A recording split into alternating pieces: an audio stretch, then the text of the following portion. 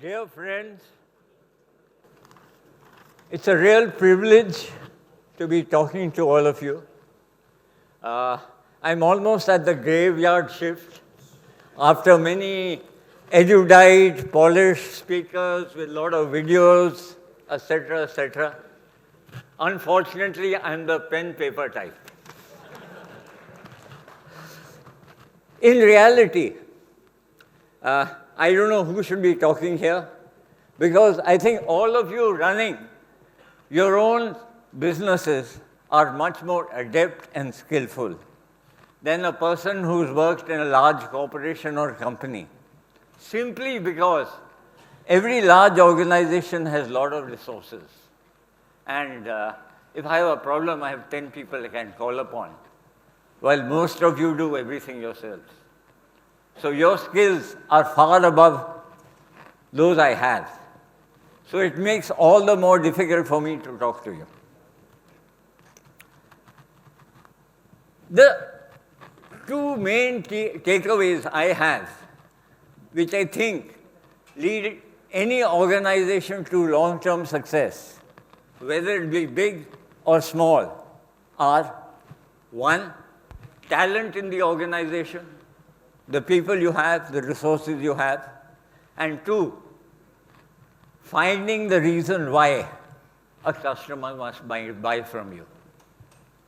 These, I believe, are the two pivotal things that made Asian Paints what it is.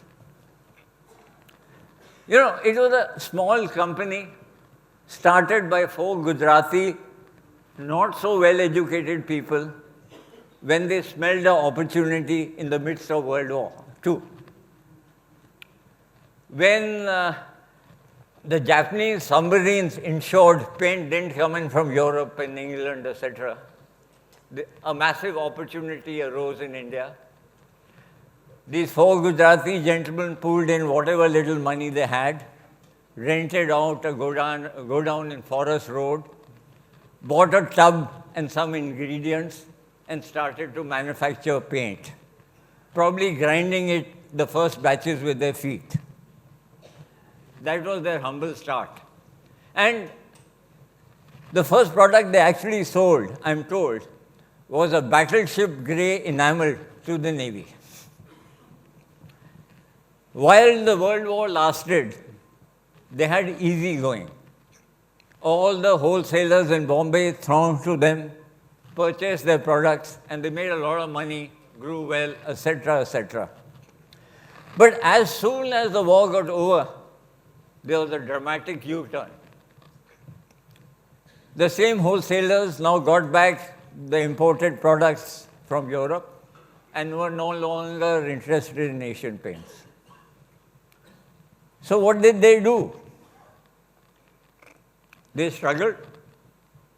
Then, when the wholesalers refused to buckle, they went to the smaller towns and villages around Bombay, directly to the retailers, the customers, and tried to sell paint. I can tell you it wasn't easy. Asian Paints was an unknown brand, not known at all, and they struggled. But their powers of persuasion were strong, and gradually a few people started taking paint. And they stuck to 2 basic disciplines. They ensured reliable, promised quality always, and supplies as promised. As a result, their business started to pick up because the retailers made more margin, and they started to survive. But by going to the interiors, it turned out to be a massive advantage for them. They suddenly discovered that what the MNCs, the foreign MNCs, were selling wasn't exactly what the Indians wanted. They were selling largely 1 gallon, half-gallon cans. Indians wanted much smaller cans or amounts of paint. They were selling light pastel shades, as was the fashion in Europe. Indians wanted dark, bright shades, deep aquamarine. Jitna gooda hai, utna acha hai. Otherwise, it looks faded to the Indian rural customer. They discovered markets. I can tell you, I personally have sold tens of lakhs of tins of 50 ml of pure red, signal red, golden yellow in the Pola season in Maharashtra. Similarly, in Pongal in Tamil Nadu, there was no paint company catering to all this demand. So Asian Paints stepped in.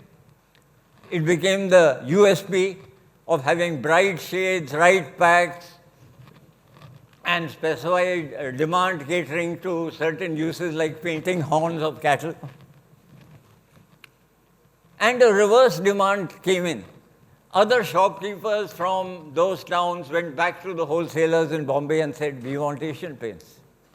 So demand for Asian Paints started. This helped us in the 50s launch many more products like stainers, distempers, etc., which saw their origin in what was wanted by the painter and the shopkeeper at that time. But I think something even much greater or bigger. In the 50s, they realized to compete with these multinationals, they were relatively uneducated. They didn't have all the knowledge of paints, forget about other things like taxation, law, etc., etc. So they started scouting for the best talent outside. In the 50s, they scouted all the best paint and chemical technology institutes in the country and got the brightest minds from there. I know definitely in the 60s, they even went to the Indian Institutes of Management. I'm aware in the 60s that they recruited 3 gold medalists from IIM Ahmedabad. I mean, that requires guts. And it requires guts for promoters to realize that they have limitations. They are not capable of doing everything themselves, and they require others to help them and assist them. I mean, this is something I think all of you must also examine. But for promoters who were by then the leading paint company in the country, Asian Paints became market leader in 1962, to accept that we do not have the brightest brains, but require help from outside is something fantastic. But not only that, they created an environment in which they gave a lot of freedom and responsibility to these young, fresh school graduates, college graduates. I'll give you some examples. In the 60s, the paint industry, I'm not aware of other industries, was highly working capital intensive. Average outstanding was in excess of 300 days. Because people bought paint one Diwali and paid for it before the next Diwali. I mean, in between, that time, Diwali used to be probably 70-80% of the demand for paint.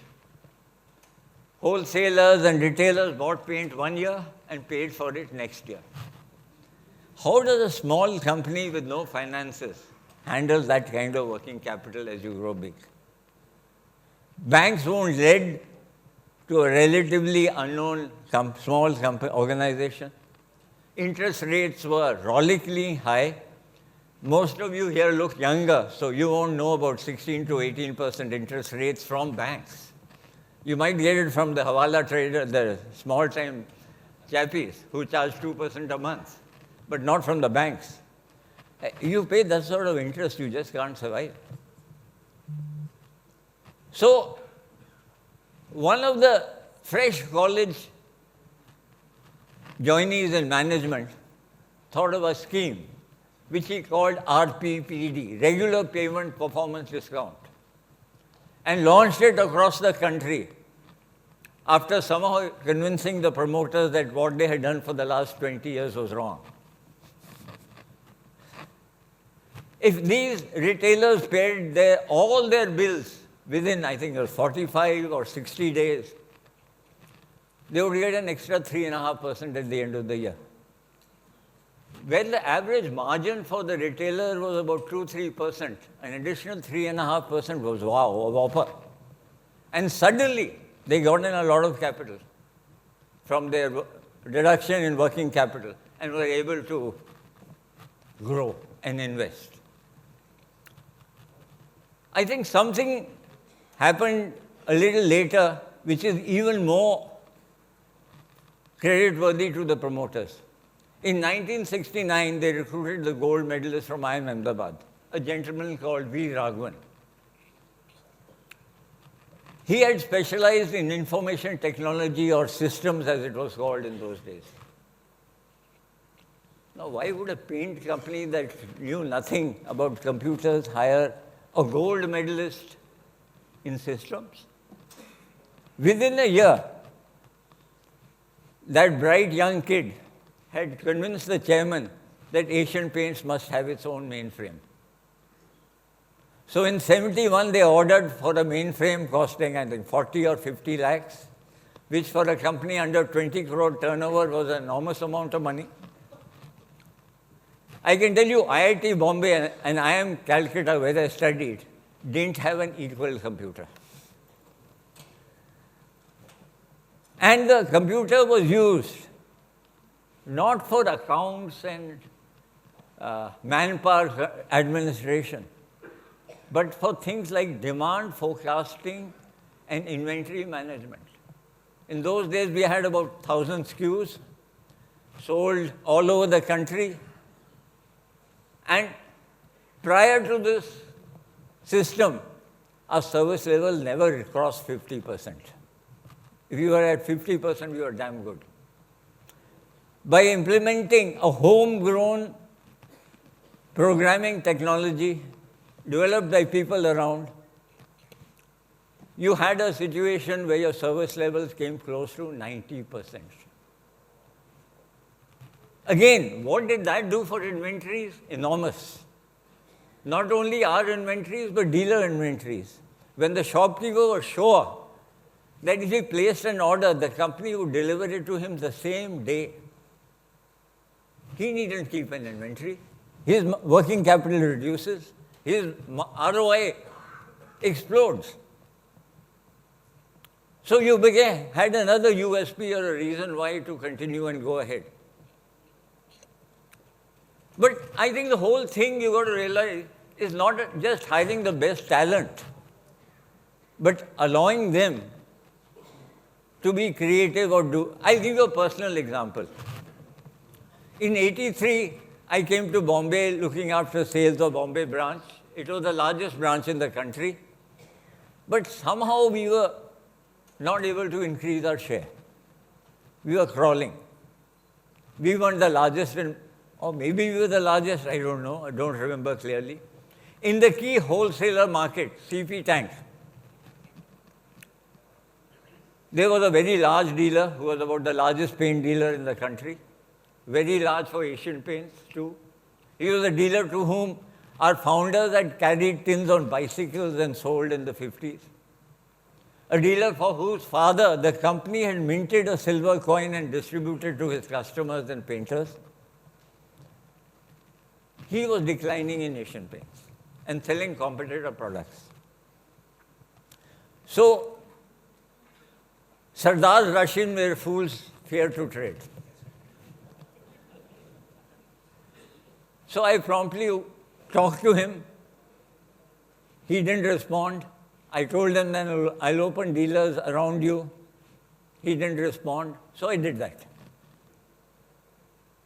15 days later, I got a call from my boss, the regional manager for the West, who got a call from his boss, who got a call from his boss, who got a call from his boss, who got a call from the vice chairman.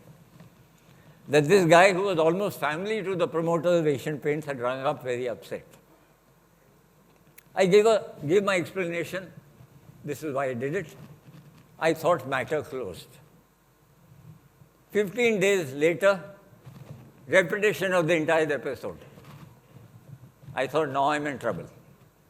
So I prepared some data and tracking the sales of Asian Paints competitors in the dealer shelf in that market over the last 5 years. And the story goes in the company had my resignation letter in the other pocket. It's not true, huh? So next time I went to head office, the general manager sales, a gentleman called Mr. Abraham, a thorough gentleman called me in and said, KBS, what have you done? The chairman got a call from so-and-so, and he's extremely upset. So I took out the sheet, not the resignation paper, the other sheet, and presented it to him, saying, sir, you tell me what to do. I'll shut down the dealers if you want, but then don't ask me to increase my market share. He said, KBS, you're a problem. Now, my office then was in Matunga, so by the time, I had no driver, so I used to drive from, and there were no mobile phones. So by the time I drove from Nariman Point to Matunga, probably half an hour in those days, a branch told me there had been 3 calls from Mr. Abraham. I called him back. He said, look, KBS, the chairman, after seeing the data, has asked me to tell you to talk to the dealer and tell him not to ring up again. It would not be good for him.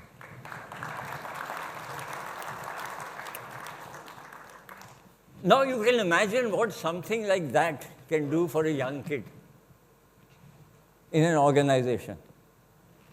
If you've done something which you think is of the interest of the company, and your chairman backs you, even though it might harm his personal interests, it really motivates, generates, and creates an environment where everything is possible.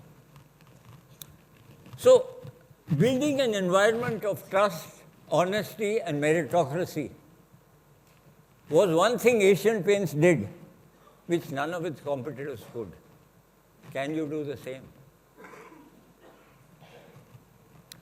And as a result, in every part of the organization, whether it be manufacturing, purchase, logistics, sales, or marketing, human relations, IT, or finance, you name it, everybody focused on continuous improvement, changing the way we worked, irrespective of how we worked till then. It led to enormous amount of firsts. I have only 8 minutes left. I can't go into everything. But, I mean, even in 2000, somebody came and told us, a consultant, that we should reduce costs. We are giving too good quality to the customer. That is probably not required. We were able to cut down costs by 25 to 30% in 5 years, about 5% a year, through a team of technology, manufacturing, purchase, and marketing. Something we couldn't have dreamed we could do. We vetoed the chairman, where sometimes he was the obstacle. But he understood by allowing such initiatives, the company was progressing phenomenally. And I think these are the things. The second is, and I personally feel talent and handling talent is the most important thing in each and every organization. In my 41 years, I always felt work was fun. I always felt it was fun because I felt I had the freedom to do what I wanted, as long as it was good for the organization. Create that environment, and your organization will go places. The second aspect, almost equally important, and I'm running out of time, is the reason why. Why the hell should a customer buy from you? He's not a fool. You ought to give him something that nobody else can. Otherwise, he's not going to buy from you. And it's possible for every organization to find that space. Like I said, quality, service are two things. We started manufacturing resins ourselves. It gave us more agility, faster time, lower cost. We are the first company in India to make emulsions for paints. Again, reduced costs, improved flexibility. Today, we have 150 depots in the country, or probably more. When I joined my first branch, Jaipur, we used to provide dealers with that 90% service level up to 3 times a day. Delivery at their shops in the city. No competitor could match us. You need to think of some things you can do better than anybody else, which they can't replicate. And it's possible. The biggies can't do many things. They can't make small batches, they can't make special shades, they can't give faster delivery. There are thousands of things big companies can't do. And we are aware of that even as a big company. You have to find your niche and how big you are. And if you're a big company, again, you got to have a reason why. You got to work with the customer. I think the second thing in working with a customer is your relationship with him. How honest, transparent, how do you keep commitments? I can tell you, I was in manufacturing for 9 years and then went back to sales. One of my largest dealers told me, the biggest difference between Asian Paints and any other company is your people. I can trust the word of your salesman. I can't trust the word of this company's manager. I ask for their commitments in writing. That trust has a phenomenal role. Building on that, you know what Asian Paints does today, or has done for the last 10 years? All suppliers and we treat suppliers like customers. All suppliers and customers' accounts are on a portal online. At any point of time, he is aware of what he has to pay when, what credit notes are owed by the company by when they would come, what are his orders, what is the stock available, when would he be serviced. His last year's sales, his this year's sale at the product level.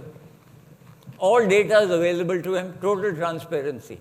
And I can honestly tell you, transparency with the customer is something that's worked with us phenomenally well.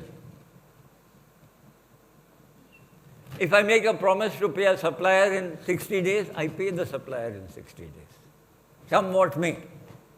Today it's easier with your automated transfer through the banking systems. But earlier it was tougher. Keeping promises and commitments, being honest and transparent is a tremendous strength with the customer. The end customer is another story. When we researched way back in 2000, actually we got the biggest shock of our life. We thought the main customer was the chap who came to buy paint at the shop. We discovered actually the customer is the housewife. It's not the man of the house at all. The housewife knows nothing about paint, is not interested in knowing anything about paint. She only wants her house looking better than all the neighbors, relatives, and friends. Same thing for jewelry and clothes. I mean, it's honest truth. So basically, we were no longer in the product paint industry. We transformed ourselves to being in the decor industry. We started that campaign, Har Ghar Kuch Kehta Hai, Kiske Andar Kaun Rehta Hai. 5 years ago, we used to do over 2 lakh color consultancies with customers. We have a store in Bombay called Color where consultants sit. We've got another 400 or 500 stores across the country called Color Ideas where color consultants sit. We do online color consultancy. We want to give the customer what they want. We can't design the store the customer wants, the home the customer wants. The home is a very personal thing. The housewife needs to design our home. We only assist her and help her and give her all. So we launched a whole series of products. We have to have problem-free products. So we promise 3 days complete closure in all depot towns, 7 days all over the closure, I'm saying. That if we can't prove the paint was wrongly used or the paint has a defect, we will compensate the customer on the spot. And I get 4,000 to 5,000 complaints a month. It's not an easy job. When I left, we were paying 35 crores a year compensation. is chicken feed for a 20,000 crore company. And the goodwill it generated, the learning it gave us, the modifications in products we made, the training we gave to painters we were training more than 1.5 lakh painters a year to use the right processes and methods.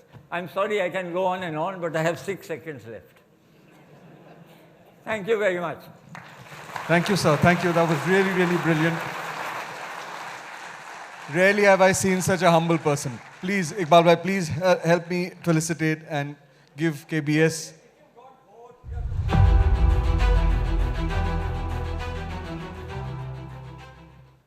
Please, sir. A big round of applause for KBS, sir.